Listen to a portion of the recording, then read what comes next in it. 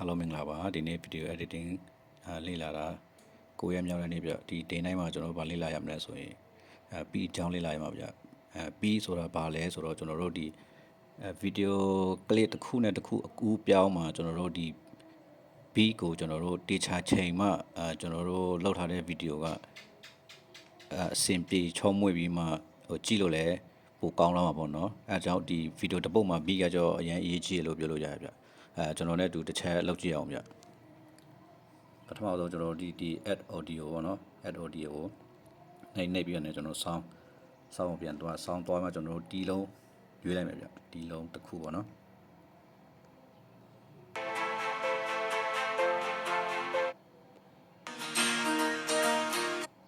ကျွန်တော်ဒီလုံးရွေးလိုက်မယ်နော်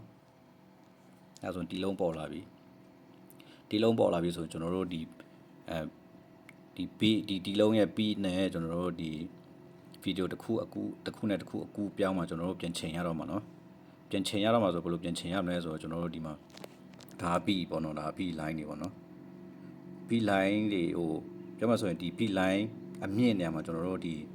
video အကူပြောင်းနေရာနဲ့ကျွန်တော်တို့ကိုက်အောင်ကျွန်တော်တို့ပြန်ညှိရမှာပေါ့နော်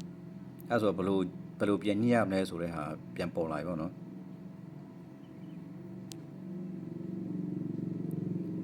ဒီမှာဒီ beat ကိုကျွန်တော်တို့နည်းနည်းအကြီးချဲလိုက်မယ်ဗျအနည်းကြီးချဲလိုက်ပြီဆိုတော့ねကျွန်တော်တို့ဒီမှာ beat line တွေမြင်လာပြီဆိုရင်ကျွန်တော်တို့ဒီလိုမျိုးဒီ beat line အမြင့်ဒါဆိုရင်ဒီ video ဆိုရင်ကျွန်တော်တို့ဆိုရင်ဒီဟာကိုက်တယ်ပေါ့နော် video နဲ့အကူပြောင်းတဲ့ဒီ beat နဲ့ကိုက်တယ်နော်တကယ်လို့မကိုက်ဘူးဆိုရင်ကျွန်တော်တို့ဒီအောက်က beat ကိုကျွန်တော်တို့ကတွားရွှေ့လို့မရဘူးဗျတွားပြောင်းလို့မရအောင်ဒီကျွန်တော်တို့ဒီ video ပဲပြောင်းလို့ရမှာ video ဘယ်လိုပြောင်းမလဲဆိုတော့ဒီ video ကလေးတစ်ချက်နှိပ်လိုက်ပြန်ကျွန်တော်ဒီမှာ video လိုဟိုဟာတိုးချင်လဲရတယ် short ချင်လဲရတယ်เนาะဒီမှာဒါဆိုရင်တိုးသွားပြီ short တင်းလုပ်လို့ရเนาะဒီ video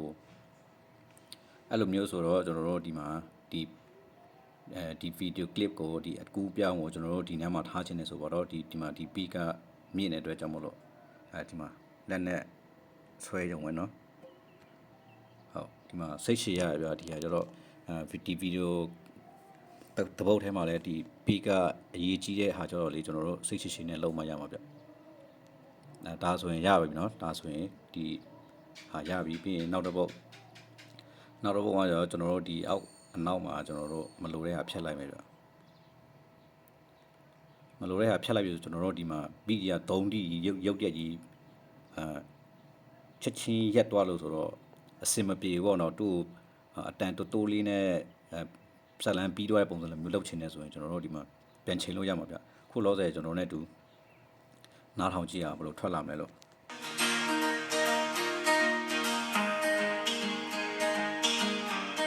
ဟိုမှာချက်ချင်း3D နော်အဲမျိုးဆိုအစင်မပြေ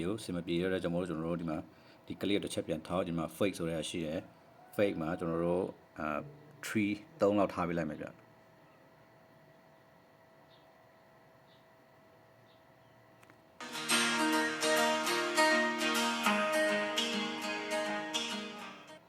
သူကဖြည်းဖြည်းချင်းသူကပြီးသွားပါတော့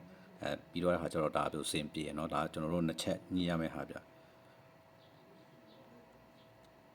ဟုတ်ကဲ့ကျွန်တော်တို့ဒီ day 9မှာလေ့လာရတော့ကျွန်တော်တို့ beat အကူပြောင်း beat နဲ့ကျွန်တော်တို့ဒီကိုယ့်ရဲ့ video နဲ့ဘယ်လိုကတ်အောင်ညှိရမယ်ဆိုတော့တင်ခန်းစာပေါ့နော်ဟုတ်ကဲ့အားလုံးကိုကျေးဇူးတင်ပါတယ်ခင်ဗျာ